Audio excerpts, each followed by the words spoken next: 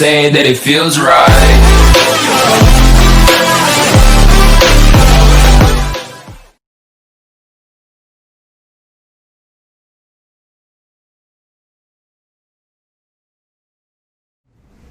Alhamdulillah wassalatu wassalamu ala habibihil Mustafa wa ala alihi wa sahbihi ajma'in, amma ba'd. Alhamdulillah wa syukurillah wa ni'matillah wa la hawla wa la quwata illa billah al-aliyyil azim. Amal Ramadan, sama-sama berkumpul, sama-sama bahas sedikit mengenai agamanya Allah Subhanahu wa taala. Mudah-mudahan semuanya pulang dari sini bawa manfaat. Sehingga duduknya gak sia-sia, betul? Semuanya bawa manfaat, amin ya rabbal alamin. Temanya malam hari ini, Islam itu indah, betul? Sebelum ana bahas sedikit, alhamdulillah belum lama kita dapat saudara baru, betul? Saudara kita, saudara Riki, betul ya? Beliau baru masuk ke dalam Islam. Belum lama, berapa? Seminggu ya? 2 minggu? 2 mingguan. Alhamdulillah. Bertambah saudara kita di dalam agama Islam yang wajib kita sayangi, wajib kita cintai, wajib kita bantu, wajib kita senangin. Amin ya rabbal alamin. Ya, alhamdulillah perwakilan dari Polres. Alhamdulillah. Mengenai Islam itu indah, karena di sini juga kebetulan ada saudara kita yang baru mengenal Islam, yang baru tahu tentang Islam. Ya, mudah-mudahan kita semua juga bukan orang yang baru mengenal Islam, betul? Ada sebagian yang memang sudah dari lahir kenal sama Islam, betul? Ibu bapaknya Islam, betul? Semuanya kehidupannya Islami, betul? Tapi pertanyaannya, Anda tanya sama antum, apakah Islam itu indah? Ayo jawab. Apakah Islam itu indah? Indah gak? Indah. Benar? Benar. Betul? Betul. Mana buktinya? Kalau Islam itu indah. Banyak dari kita ketika disebut Islam itu indah, pasti akan menjawab, ya indah, betul. Tapi hanya di lisan. Hanya di lisan. Tidak ada suatu pembentukan yang membuat bahwa Islam itu benar-benar indah. Makanya malam ini kita bahas sedikit, ya, supaya Islam itu indah, betul-betul indah. Tidak hanya dengan lisan. Islam adalah agama yang diturunkan oleh Allah Subhanahu wa taala melalui lisannya baginda Rasul sallallahu alaihi wasallam, melalui firman-Nya Al-Quran, lalu disampaikan kepada kita umat Islam. Islam yang sesungguhnya, yang disebut Islam itu indah, adalah Islam yang dibawa oleh Nabi besar Muhammad SAW kepada kita. Betul? Apa sih keindahan Islam? Nah, di sini. Apa sih keindahan Islam? Yang pertama, Anda ceritain sedikit sama antum. Ya, Anda dapat dari Anda punya guru. Al-Quran tebal nggak? Al-Quran tebal nggak? Tahu isi Al-Quran? Ayat-ayatnya ada banyak, betul? Tapi antum nih anak-anak muda, tahu nggak bahwa Al-Quran ini 100%, betul? Tapi 90% Al-Quran, ya, itu semuanya menceritakan tentang muamalat. Hanya 10% membahas tentang hukum. Tahu nggak? Atau baru tahu? Selama ini kita mengenal Islam, yang kita tahu hanya hukum, betul? Begini halal, begini haram, begini boleh, begini tidak boleh, betul?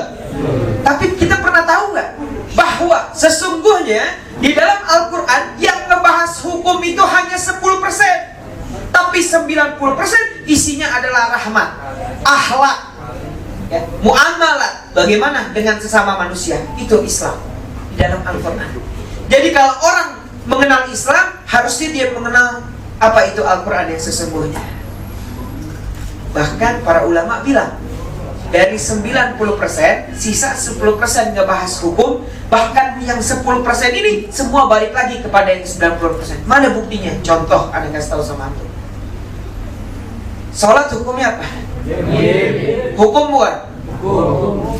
Tapi kalau sholat niatnya riya, pengen dilihat orang, hukumnya apa? Batal nggak sholatnya? Sah nggak sholatnya? Balik lagi ke mana? Kemuamalat. Bagaimana kita sesama manusia? Betul nggak? Zakat, hukumnya apa? Tapi zakat, terus kita pandang orang di bawah kita. Nih, gue ngeluarin zakat nih, habis gue ngeluarin zakat, yang gue keluarin orangnya lebih miskin daripada gue. Sah nggak zakat? Nggak sah. Balik lagi kemana? Ke muamalat.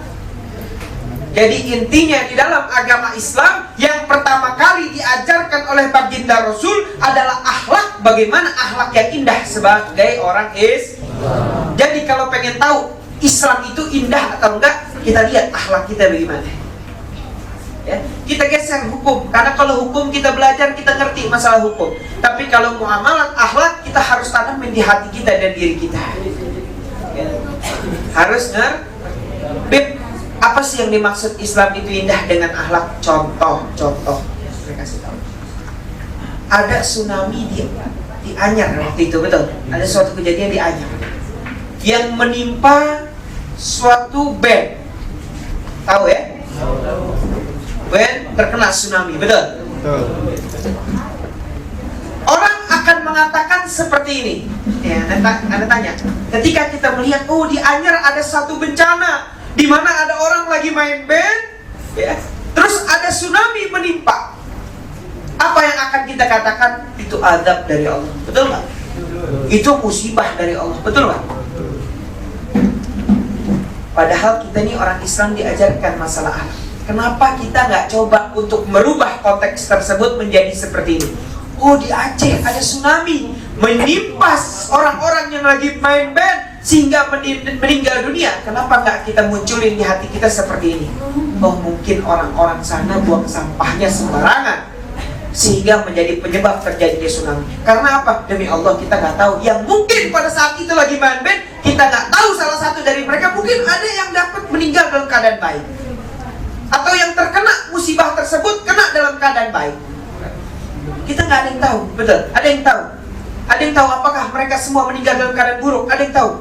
Demi Allah kita nggak ada yang tahu.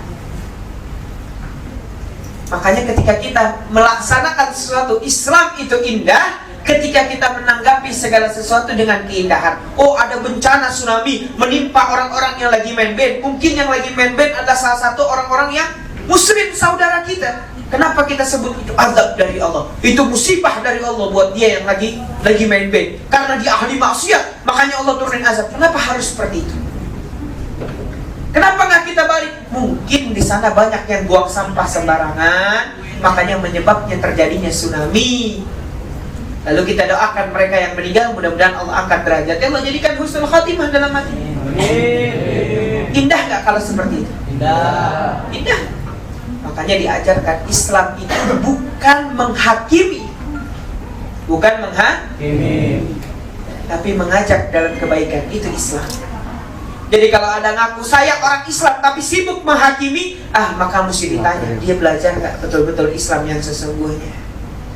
Ya, lihat teman kita kerjaannya maksiat, lihat teman kita yang ngelakuin perbuatan yang buruk. Bukan tugas kita menghakimi dia, tapi tugas kita ajak dia dalam kebaikan. Betul? Ya, siap. Nabi Musa alaihissalam datang kepada Allah Subhanahu wa ta'ala membawa ibadah. Ya Rabb, ini ibadahku untukmu ya Allah. Dalam hadis qudsi. Apa jawaban Allah? Wahai Musa, sesungguhnya ibadah yang kau lakukan itu untuk dirimu sendiri. Lalu Nabi Musa tanya, ya Allah, kalau ini ibadah untuk dirimu sendiri, lalu apa yang ibadah yang betul-betul untukmu ya Allah? Gitu kan? Kalau ibadah untuk dirimu sendiri, sekarang saya tanya ya Allah, kata Nabi Musa, apa ibadah yang untukmu? Lalu apa jawaban Nabi? Apa jawaban Allah Subhanahu wa ta'ala? Sesungguhnya ibadah yang betul-betul untuk diriku, kata Allah, ketika kalian membahagiakan orang lain. Paham gak? Kita nampak katanya nih, kita sharing-sharing. Ngerti gak? Jadi kalau kita ibadah, sholat, semua segala macam itu buat antum sendiri. Antum sholat buat diri antum sendiri. Antum puasa buat diri antum sendiri. Tapi ada satu perbuatan yang Allah berikan itu perbuatan kepada antum dan itu betul-betul diterima oleh Allah Subhanahu wa taala. Apa kata Allah? Ketika kalian membahagiakan hati orang lain, maka itu kebahagiaan itu buatku, kata Allah. Itu konteksnya Islam. Indah gak Islam? Bukan ibadah. Ibadah buat ente masing-masing. Tapi ada satu perbuatan yang memang untuk Allah Subhanahu wa taala dalam hadis qudsi. Apa? Kalian membahagiakan hati orang lain, itu untukku, kata Allah. Enak kan? Cuma bahagiain hati orang lain. Ada saudara kita bahagiain, itu langsung untuk Allah Subhanahu wa taala. Langsung diterima oleh Allah Subhanahu wa taala. Amaluna baina qabul wa raddiha. Semua amalan bisa diterima, bisa ditolak, betul? Tapi satu nih, membahagiakan hati orang lain gak mungkin ditolak. Itu langsung untuk Allah Subhanahu wa taala dalam hadis qudsi. Bisa gak senengin orang lain? Kalau orang lain aja bisa disenengin buat Allah, bagaimana kalau orang tua yang disenengin? Itulah Islam yang betul-betul kita. Sehingga semakin banyak kita menebarkan akhlakul karimah, semakin banyak kita menebarkan kecintaan, maka semakin banyak orang-orang mengenal Islam lebih jauh. Betul? Bagaimana saudara kita mengenal bagaimana indahnya azan, beliau bisa masuk ke dalam Islam. Apalagi kalau kita bisa duduk dengan teman-teman kita yang mungkin belum mengenal Islam, atau sudah dari kecil dia agamanya Islam tapi belum mengenal Islam. Tugas kita adalah mengajak dalam kewajiban, bukan menghakimi. Ya, dan Anda kasih tahu sekali lagi ya. Dalam Islam dikatakan la ikraha, tidak ada paksaan dalam agama. Ketika kita melakukan suatu perbuatan, lalu kita berharap orang yang kita sampaikan tersebut, kita berharap mendapatkan hidayah, atau kita berharap masuk ke dalam Islam, artinya kita melakukan dakwah bukan karena Allah, tapi karena hawa nafsu diri kita sendiri. Kok begitu, Beb? Kok begitu? Karena orang yang memang mengajak, dia tidak ada rasa pamrih sedikit pun. Udah, sama kayak kita ngajak orang ke majelis taklim. Lu mau ikut boleh, enggak juga nggak apa-apa. Tapi nggak kita paksa gimana caranya ente masuk ke dalam Islam. Pokoknya anak dakwahin ente Islam begini. Pokoknya nggak mau tahu ente harus masuk ke dalam Islam. Artinya secara langsung kita memaksakan. Itu cukup menjelaskan Islam begini. Islam indah, Islam itu damai, Islam itu penuh dengan kecintaan, Islam penuh dengan kedamaian. Tebar kasih sayang, tebar senyuman, itu Islam. Tebar akhlak. Makanya mudah-mudahan nih orang-orang sini semuanya bisa jadi anak muda yang Islam. Amin. Islam yang sesungguhnya, bukan Islam KTP, bukan Islam ikut-ikutan. Beb, gimana masalah hukum? Hukum dipelajarin bisa ngerti, tapi masalah akhlak, masalah muamalat, bagaimana kita dengan orang tua kita, bagaimana dengan sahabat kita, bagaimana dengan kerabat kita, itu yang lebih penting dalam kehidupan. Karena percuma orang sholat, ibadah, segala macam, tapi sama orang tuanya durhaka, diterima nggak sholat? Percuma. Udah dijelaskan dalam Islam, orang yang durhaka sama orang tua bukan azabnya di akhirat, di dunia dia diazab. Nggak usah nunggu di akhirat. Orang yang durhaka sama orang tua. Lalu gimana Bib kalau ada yang durhaka? Nasihatin, ajak dalam kebaikan. Bukan menghakimi, ente durhaka sama orang tua ente, neraka ente. Nah itu bukan orang Islam sesungguhnya. Orang Islam sesungguhnya bagaimana dia bisa mengajak orang dalam kebaikan tanpa menghakimi atau memojokkan atau menjeleki atau mencaci atau memaki. Itu orang Islam yang sesungguhnya. Ya. Ud'u ila sabili rabbika bil hikmah wal mau'izati hasanah. Ajak ke jalan Allah dengan hikmah dan penyampaian yang indah. Tuh, Al-Qur'an yang ngomong, konteksnya Islam. Ya. Sampai sini paham enggak? Jadi, Anda pengen antum semua tuh wawasannya luas dalam Islam. Jangan sampai kita gampang menghukumi. Karena Anda pengen kasih tahu sama antum bahwa Al-Quran 10% yang bahas hukum. Jadi jangan kita kaku dalam punya pikiran terhadap Islam. Jangan apa-apa hukumnya begini, hukum begini. Hukum. Yang jelas, bainal halal wal haram jelas. Ini halal, ini haram jelas. Tapi bukan berarti yang gak ada hukumnya dihukum-hukumin. Paham? Yang gak ada hukumnya dihukum-hukumin. Ini orang ngelakuin sesuatu yang buruk, langsung kita bilang ente neraka. Terus fungsi kita apa? Fungsi antum sebagai orang muslim yang bersaudara apa? Kalau antum ngelihat saudara antum terjerumus, terus antum bilang sama seperti begini. Ada orang main lumpur, kita lelepin ke lumpur. Ente kan lumpur kotor, sono masuk ke dalam lumpur. Terus fungsinya kita di situ ngapain? Itulah fungsinya kita. Kenapa ada yang namanya dakwah mengajak? Ketika ada orang main lumpur, tarik, jangan yang lumpur. Jangan main yang lebih bersih, lumpur kotor. Itu fungsinya kita. Tapi kalau kita melihat orang yang salah, kita hakimin, ente salah. Terus fungsi kita apa sebagai anak muda, sebagai orang yang mengetahui? Nggak ada gunanya kan? Ketika ngeliat orang salah kita malah memojokkan, menghakimi, berarti kita nggak berguna. Karena hanya menghakimi dan memojokkan satu sama lain, ya. Jadi besok ada lihat teman, aduh, kok lo nggak puasa sih? Misalnya contoh, ada satu orang misalnya siang-siang nggak puasa, minum di tengah jalan. Apa yang bakal kita lakuin? Coba Anda tanya. Pasti marah-marah, ya kan? Ngamuk. Gimana sih lo tengah siang bolong malah minum air? Lo nggak ngerti apa puasa wajib hukumnya begini begitu, betul lah? Apa itu yang disebut dengan dakwah? Tapi yang diajarkan baginda Rasulullah SAW bukan seperti itu. Bagaimana ada seorang sahabat Nabi SAW, lihat sahabat Nabi SAW datang kepada Nabi, ya Rasulullah, saya sakit, saya nggak bisa berpuasa. Kata Nabi, kalau kamu nggak bisa puasa sekarang, ya udah ganti nanti.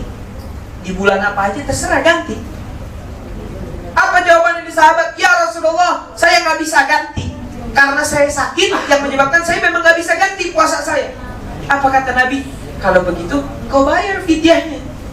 Kasih makan satu orang setiap harinya selama kau nggak puasa. Apa kata dia orang? Ya Rasulullah, saya orang miskin, nggak bisa kasih makan orang. Apa jawaban Nabi? Nabi ambilin korma, Nabi kasih korma, ini bagiin kasih makan. Selesai. Itu Islam yang sesungguhnya. Ketika ada suatu permasalahan, kasih solusi, bukan menghakimi. Apa Nabi bilang, ente orang Islam wajib hukumnya, kalau nggak ente neraka. Apa Nabi seperti itu? Nggak bisa puasa, kasih solusinya. Nggak bisa juga, kasih lagi solusinya. Nggak bisa juga, kasih solusi. Nggak bisa juga, bantu sampai selesai solusinya. Itu yang diajarkan Islam. Indah nggak Islam? Indah. Itu yang diajarkan baginda Rasul SAW. Sallu alaihi wasallam. Tinggal kita bisa nggak kayak begitu? Ada orang salat, ya kan? Ada orang nongkrong, waktunya sholat. Kok ente nggak sholat berjamaah malah nongkrong? Jangan kita saat ikut aja. Yuk jalan yuk, buat traktir. Mau nggak ditraktir orang? Traktir. Besok jalan lagi kita ajak. Yuk ke traktir, naik motorku jalan. Tapi begitu ada masjid berhenti, kita sholat dulu, abis itu baru kita makan. Mau nggak mau ikut sholat kan? Itu diajarkan baginda Rasul. Ajak orang dalam kebaikan dengan cara dakwah yang hikmah, yang baik. Mudah-mudahan kita jadi orang-orang yang bisa mengajak dalam kebaikan. Diajarkan baginda Rasulullah SAW dalam berdakwah. Bagaimana dengan para sahabatnya Nabi SAW dalam berdakwah begitu indah, tidak ada yang menghukumi. Bahkan saking tidak ada yang menghukumi, ada suatu waktu Nabi SAW dalam peperangan. Ketika Nabi dalam peperangan, ini dikasih tahu indahnya Islam. Ada dua orang sahabat ingin membunuh seorang yang kafir non muslim pada saat itu yang memerangi Islam. Dikejar sampai ke ujung medan perang. Dikejar terus ini orang kafir sampai ke ujung medan perang. Apa yang terjadi? Ketika pedang sudah di leher ini orang, tiba-tiba ini orang mengucapkan kalimat asyhadu an la ilaha illallah wa asyhadu anna muhammadar rasulullah. Dia ucapkan kalimat syahadat. Karena ini orang sahabat Nabi tahu ini orang cuma pura-pura syahadat biar nggak dipotong kepalanya, betul? Dia menyelamatkan dirinya, sama sahabat Nabi tetap ditebas kepalanya. Dah, meninggal. Dengar beritanya sampai ke Rasulullah. Apa yang Nabi lakukan? Nabi tanya, betul kamu memenggal orang yang sudah mengucapkan kalimat syahadat? Iya ya Rasulullah. Ditanya 3 kali sama Nabi, betul kamu memenggal orang yang sudah mengucapkan kalimat syahadat? Iya ya Rasulullah, tapi dia mengucapkan kalimat syahadat karena pengen menyelamatkan dirinya, bukan karena benar-benar tulus. Apa kata Nabi? Demi Allah, kamu tidak tahu isi hati dia. Nabi mengajarkan tidak boleh menghakimi siapapun, karena kita nggak pernah tahu bagaimana isi hatinya seseorang. Kita cuma tahu zahirnya ini orang ahli maksiat. Kita lihat zahirnya ini orang kerjaannya bejat, kerjaannya ngaco, kerjaannya cuma maksiat, minum minuman keras. Tapi demi Allah kita nggak tahu bagaimana isi hatinya. Ada yang tahu isi hati teman kita di sini? Ada yang tahu nggak? Enggak. Makanya kita sebagai orang Islam, siap jaga diri kita untuk tidak terlalu menyalahkan orang lain, gampang nyalain orang. Tapi kita sama-sama belajar diri kita supaya lebih baik. Karena orang yang menyalahkan orang lain artinya ilmunya sedikit, betul? Karena dia taunya cuma itu. Ya, dia taunya cuma itu. Anak waktu beberapa waktu lalu anak terbang naik pesawat. Di pesawat ada satu orang. Ini orang sholat. Dia sholat, dia gelar sejadah. Ya, dia cari kiblat, dia gelar sejadah. Dia sholat. Orang Libanon pada saat itu. Dia sholat. Anak punya paman komplain. Apaan orang sholat kayak begitu? Orang di pesawat tuh gelar sejadah ngadep kiblat. Kan dalam perjalanan kita sholat gimana aja sah, karena kiblatnya acak-acakan gitu ya. Tapi kenapa ini orang kok ngapain? Akhirnya ditegur. Nih, ada punya paman tegur. Ente sholat kenapa kayak begitu? Udah sholat aja sambil duduk di dalam pesawat. Ngapain sambil diri cari kiblat? Ini orang bilang, gak apa-apa, saya pengen aja sholat. Nah, akhirnya selesai.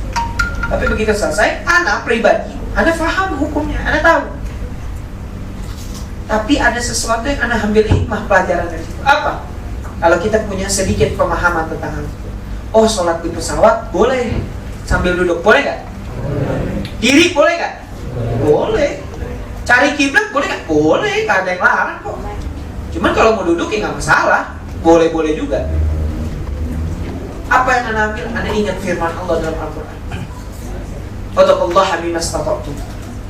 Bertakwalah kalian kepada Allah semampu kalian. Mungkin dia mampu diri kok. Dia mampu cari kiblat, makanya dia lakuin.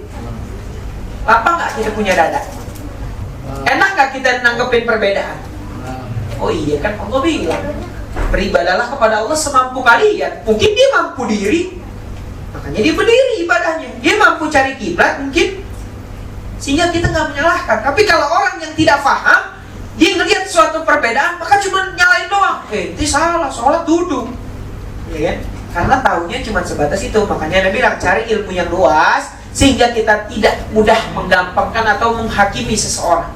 Karena Islam bukan agama yang menghakimi, yang berhak menghakimi adalah Allah Subhanahu Wa Taala. Kita duduk di sini emang ada yang tahu nih ibadah kita bakal diterima. Ana dan antum nggak ada yang tahu. Ya, emang ada yang tahu doanya bakal ijabah. Gitu. Ulama Hadramut bilang kalau saya tahu satu ibadah saya aja, sholat saya tiap hari saya tahu satu kali aja sholat saya nih, ya saya tahu bahwa itu diterima oleh Allah Subhanahu Wa Taala, saya bakal ngasih makan 1000 orang tarif untuk merayakan kegembiraan karena diterimanya amal ibadah saya mau. Saking kita nggak tahu, bagaimana? Makanya kita nggak boleh berbangga diri, sombong dan sebagainya atas ibadah kita. Enggak. Makanya tugas kita, lapangkan diri kita, lapangkan dada kita, istiqomahin, dia ada orang baik. Udah, gampang nggak? Islam ini paling gampang. Ya. Ini buat yang baru masuk Islam. Islam ini paling mudah, paling indah, paling gampang. Ya. Rukun Islam ada berapa? 5. Yang pertama apa? 5. Syahadat. Ya, udah syahadat ya. Syahadat. Ini rukun Islam. Yang kedua apa? Sholat. Kita geser dulu sholat. Yang ketiga apa? Puasa. Puasa kapan? Sekarang kapan? Bulan Ramadan, sebulan dalam setahun, betul? Sebulan dalam setahun, bukan tiap hari ente disuruh puasa, ada tiap hari disuruh puasa. Sebulan dalam setahun. Ya, yang keempat apa? Zakat kapan? Ada waktunya nggak disuruh tiap hari ngeluarin zakat, betul? Ya kan? Yang kelima apa? Pergi haji. Kalau mampu, kalau nggak mampu nggak apa-apa. Yang wajib apa? Yang dilakuin tiap hari. Cuman sholat, masa sholat doang nggak bisa? Ya, cuman sholat 5 waktu cukup masuk surga. Enak nggak? Tuh Islam. Simpel, gampang. Kalau sholatnya aja nggak bisa, ya gimana mau dapat surga? Gitu kalau bahasa kasar. Islam nggak disuruh kita harus begini harus begini. Itu semua bonus. Sholat sunnah bonus. Ini bonus, itu bonus. Tapi yang wajib cuman sholat. Ya. Wa idza salahat salahat kullu wa idza fasadat fasadat kullu. Kalau sholatnya baik, semua ibadahnya baik. Sholatnya rusak, semuanya hancur. Kunci cuma satu di sholat. Makanya selalu tekan ini anak muda Islam. Beb saya belum bisa jadi orang baik. Beb saya masih ngelakuin perbuatan-perbuatan yang buruk. Saya belum bisa memperbaiki diri kita. Kita tanya, ente sholat gak? Saya sholat. Oh, udah jalanin sholatnya. Karena dengan ente jalanin sholat, insya Allah sholat itu menyebabkan ente meninggalkan perbuatan-perbuatan yang buruk. Ya. Bohong kalau orang sholat tapi masih ngelakuin yang buruk tuh bohong. Berarti sholatnya gak benar. Benerin sholat. Ya. Karena udah janji Allah, sholat ini mencegah dari fahsyi wal munkar, dari perbuatan yang buruk dan keji. Jadi kalau masih keji, masih berbuat buruk, cek sholatnya gitu. Begitu sholatnya benar, nggak mungkin melakukan yang buruk. Mana buktinya? Contoh lagi, ada orang mau maksiat, misalnya mau ngapain dia, mau ngelakuin hal-hal yang ngaco deh. Dia nih udah masuk sholat, selesai sholat, aku mau berbuat dosa. Ini yang begitu, ntar dia habis asar. Begitu dia sholat asar, jalan sebentar, ada habis asar nih. Begitu habis asar, bentar lagi maghrib, tanggung dah habis maghrib. Jadi sholat itu mencegah daripada keburukan. Apapun yang dilakukan pasti mencegah. Jadi mudah-mudahan kita bisa memperbaiki sholat kita, bisa memperluas agama kita, bisa menjadikan agama kita agama Islam yang indah, amin, yang rahmatan lil alamin, ya, yang bisa terus menjaga kasih sayang satu sama lain, ya, satu sama lain. Tidak hanya yang baru masuk Islam, yang sudah lama di Islam, anak lama, ini anak baru, anak lama, ya, tapi semuanya saudara. Saudara seiman, saudara se-Islam, seiman, sekemanusiaan, ya. Tunjukin bahwa di Polres ini, daerah sini semuanya bisa mencantumkan atau menjalankan Islam yang benar-benar indah. amin. Ya. Anda udah sempat bawain belum tuh kisah?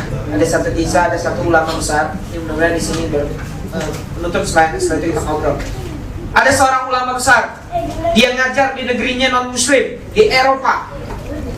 Ini ulama ngajar di masjid di Eropa. Tiba suatu waktu, ya, karena dia dakwah dari majelisnya kecil, terus orang tiap hari masuk ke dalam Islam, masuk ke majelisnya dia.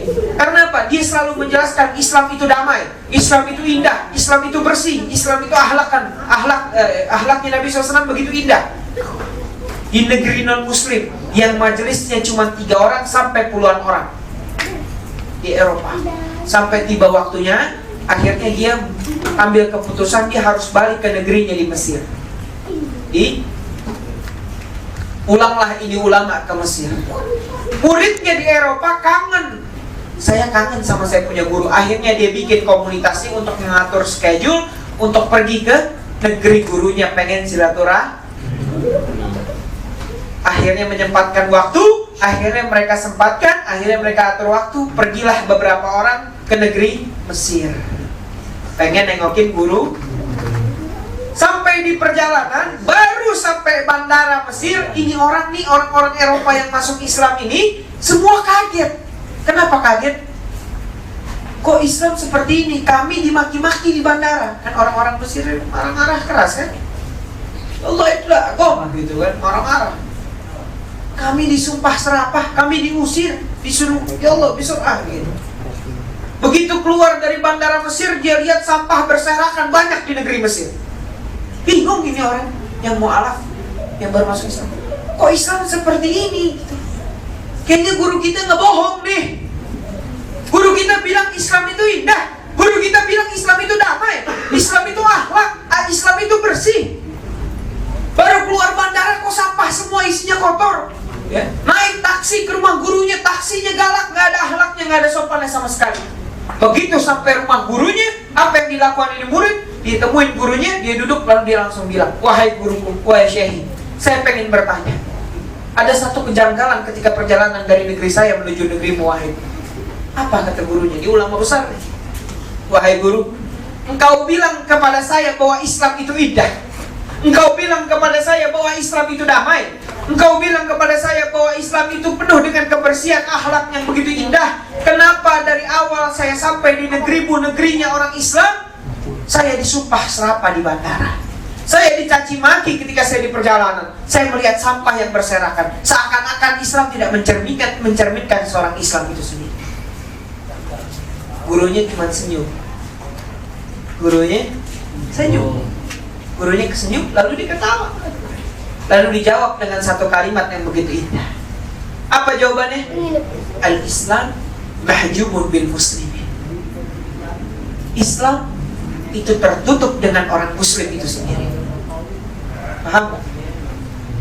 Islam tertutup dengan orang Islam itu sendiri. Artinya cahaya Islam, nur Islam keindahan Islam, kenikmatan Islam itu tertutup dari hati orang Islam itu sendiri. Nauzubillah. Justru orang-orang di luar Islam yang bisa melihat keindahan Islam. Orang-orang di luar Islam yang bisa melihat kenikmatan Islam, tapi orang Islam nggak bisa merasakan keindahan Islam itu sendiri. Nauzubillah bidzalik. Mudah-mudahan semuanya bisa merasakan cahaya Islam yang begitu indah. Semuanya bisa merasakan kenikmatan kasih sayang Islam yang begitu indah. Jangan sampai hati kita tertutup dengan cahaya Islam, tertutup dengan cahaya keimanan dan sebagainya. Gelap kita punya hati, naudzubillah. Hanya pakaian kita pakaian Islam, lisan kita yang lisan Islam, hati kita jauh dari Islam, naudzubillah. Ya. Siap tunjukkan Islam yang betul-betul hikmah? Ya. Siap nggak? Ya. Siap tunjukkan Islam rahmatan lil alamin. Islamnya baginda Rasul, Islamnya Nabi besar Muhammad, Islamnya sahabat Nabi SAW, Islamnya Fatimah Zahra, Islamnya Aisyah Kubra, Aisyah Ridha, Khadijah Kubra. Siap. Yang perempuan siap Islamnya bagaimana Fatimah Zahra yang begitu indah, yang begitu pemalu, yang begitu cantik daripada akhlaknya, budi pekertinya. Itu Islamnya Fatimah Zahra, putrinya Rasulullah SAW. Begitu juga sahabat-sahabat Nabi yang begitu indah akhlaknya sama baginda Rasulullah SAW. Ya, ini sahabat Nabi kalau duduk majelis kayak begini nih, ya, yang lagi ngejelasin misalnya Sayyidina Abu Bakar Siddiq, lalu Nabi SAW datang di belakang, duduk di paling belakang. Itu sahabat gak ada yang nengok begini, semuanya langsung balik badan ke arah Nabi SAW. Dibalik badan yang berat ke arahnya Rasulullah SAW. Nggak mau ke belakangnya Rasulullah SAW. Akhlak baginda Nabi SAW yang diajarkan kepada sahabat Nabi SAW. Mudah-mudahan kita bisa mendapat hikmahnya baginda Rasulullah SAW dengan akhlaknya, ya, daripada malam ini, amin. Walaupun sedikit tapi bisa membawa manfaat buat kita semua, amin. Amin. Ada pertanyaan sama antum? Ada pertanyaan? Ayo ta'alimi. Tidak ada ilmu liyuhi wala mutakabbir, untuk orang yang malu atau yang sombong. Dapat ilmu orang yang malu atau yang sombong. Kalau ada pertanyaan, fadhol. Bib. Ya, fadhol. Ya. Bagaimana kalau misalnya kita udah ngajak orang tersebut tapi orangnya ya susah? Udah ngajak tapi orangnya itu tersebut susah. Iya. Bagaimana misalnya kalau kita udah ngajak orang cuma orang ini susah. Tugas kita mengajak. Ya, tapi yang memberikan kebaikan, hidayah, itu semua di tangan Allah. Ente ngajak orang ke majelis, tugas ente mengajak. Masalah dia mau apa enggak bukan urusan ente. Bukan urusan kita. Apapun itu, kita ngajak orang naik mobil, lu mau boleh enggak juga enggak apa-apa. Yang penting udah diajak. Jangan sampai nanti kesalahan. Di ujung lu bukan ngajak temen lu, malah jalan aja sendirian. Yang penting kita udah ngajak. Masalah dia mau atau enggak bukan urusan kita. Justru kalau kita mengajak orang, terus kita paksakan di diri kita, pokoknya gua harus ngajak dia sampai dia datang ke dalam majelis. Gua mau tahu, artinya paksaan dalam Islam. Sedangkan Islam tidak ada paksaan. Cukup ajak, sehingga tidak ada kewajiban nanti di hari kiamat untuk kita orang-orang yang duduk lalu mendapatkan teman kita masuk ke dalam tangannya Allah misalnya, kita udah gugur kewajiban kita mengajak, selesai.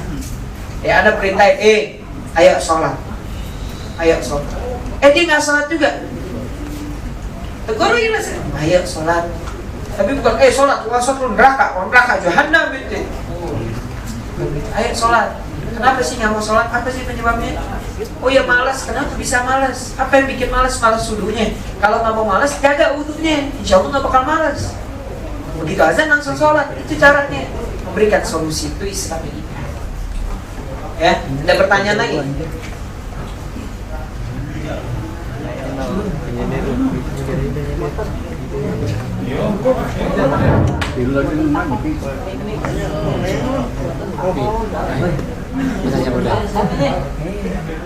Ya. Ngajak yang baik agar hatinya tidak tersinggung. Mengajak orang yang baik agar hatinya tidak tersinggung. Bahasanya. Mengajak orang yang baik agar hatinya tidak tersinggung. Apa penyebab seseorang tersinggung ketika kita menyampaikan sesuatu yang menyindir atau memojokkan dan sebagainya? Anda bilang, ketika mengajak seseorang dalam kebaikan, jangan pernah dengan sindiran. Ini jauh ini sebab-sebab semacam ini. Ketika mengajak orang dalam kebaikan, jangan pernah dengan sindiran. Ya, karena dengan menyindir kita nggak tahu siapa yang kita sindir.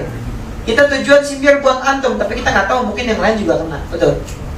Lebih baik jangan pernah menyindir. Yang kedua, jangan pernah menyudutkan segala sesuatu. Ya, tapi ajak sesuatu dalam kebaikan dengan kalau bahasa kita iming-iming. Iming-iming itu anak-anak kecil biasa ya. Gitu. Tapi iming-imingnya bukan dengan janji-janji yang tak berguna, tapi dengan iming-iming kebaikan. Kalau ente sholat, ya, rezeki ente bakal dibuka sama Allah. Siapa yang nggak mau? Hidup lagi susah. Tiba-tiba ada orang ngomong, kalau ente sholat, Allah buka rezeki ente kayak air yang mengalir. Mau nggak sholat? Paksaan nggak? Paksaan. Tapi memang Allah bilang, siapa yang sholat memang Allah bukain pintu rezeki di situ. Fatah Allah babur rizq, babur maghfirah, semuanya dibuka dalam sholat. Itu mengajak orang dong. Kalau ente puasa, ente coba sehari ente puasa nih di bulan Ramadan, ente bakal ngerasain hati ente bahagia ketika buka puasa. Benar? Yang benar, coba nih. Buktiin kalau nggak percaya. Nih gue jaminan ini. Puasa kira-kira. Gue coba besok deh. Tanpa menyakiti, tanpa menyinggung, tanpa menyudutkan. Indah kan? Itu yang dilakukan Nabi SAW dalam mengajar. Tidak ada pasal. Semuanya dalam kebaikan. Ya. Jadi itu yang diajar baginda Rasulullah SAW. Pengen ngajak pergi haji juga begitu. Pengen ngajak dalam kebaikan sedekah begitu. Ayo kita sedekah yuk. Pastikan ntar ada, lo aja gue gak punya duit, ya kan? Tapi gimana kalau kayak begini sedekahnya? Nih misalnya, kita tes. Nih ada, misalnya sedekahnya seperti ini. Nih, gue punya duit nih, 50.000. Lo punya duit berapa? Lo punya, gue juga ada 20.000. Gini, kan Allah bilang nih, katanya siapa yang ngasih 1, Allah ganti 10 kali lipat. Kita lihat gedean mana. Dapat deh, dibuktiin bareng-bareng, mau gak? Kita lihat janji Allah, buktiin bareng-bareng. Lo keluarin, gue keluarin juga. Habis itu kita lihat, bener gak janji Allah nih? Ayo kita buktiin, keluar kata duit. Gak ada paksaan. Maksa gak kita? Gak ada paksaan. Ya, janji yang memang Allah dijanji. Manikurinallahu qadran hasanah, siapa yang keluarin Allah bakal ganti. Manja abil hasanah, kalau asyur amtaliha, siapa yang kasih 1 Allah ganti. Semuanya dalam Al-Quran. Tapi bentuk penyampaiannya mengajak dalam kebaikan tanpa paksaan, tanpa menyinggung, tanpa menyindir, tapi mengajak sebagaimana ente ngajak teman main warnet. Main warnet, mau bayar main warnet.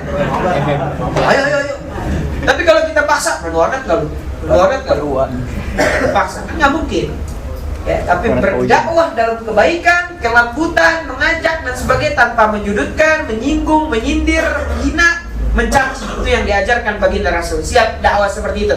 Siap. Oke, tadi ada bilang ajak sholat, traktir makan aja. Emang kita keluar duit, tapi duit ini balik modalnya nanti di akhirat Allah gantiin lebih besar lagi. Feels right, it feels right. Yeah, I'm only saying that it feels right.